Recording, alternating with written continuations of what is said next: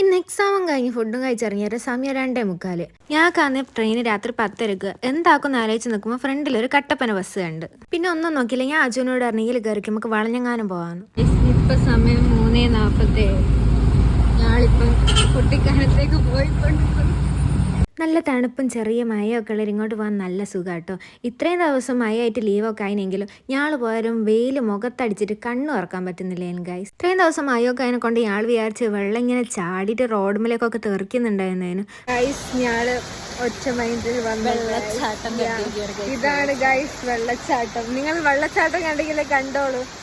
ഞങ്ങൾ വിചാരിച്ചത്ര വെള്ളമൊന്നും ഇല്ലെങ്കിലും കാണാൻ നല്ല സുഖമാണ് ഗൈസ്. അല്ലെങ്കിലും വെള്ളച്ചാട്ടം കാണാൻ പണ്ടേ നല്ല സുഖമാണ്. ഇതിപ്പോൾ റോഡ് സൈഡിൽ തന്നെ കൊണ്ട് നമുക്ക് ബസ്സിന് വന്ന് ഇറങ്ങുകയും ചെയ്യും കേട്ടോ. അതിൻ്റെ ഇടയിൽ അവിടെ കുറേ കുരങ്ങന്മാരെന്തൊക്കെയോ കാണിക്കുന്നുണ്ട് കേട്ടോ. പിന്നെ ഞങ്ങളൊരു 6 മണിയൊക്കെ ആരും കിട്ടിയ ബസ്സും പിടിച്ച് ഞാളിങ്ങ് പോന്ന്.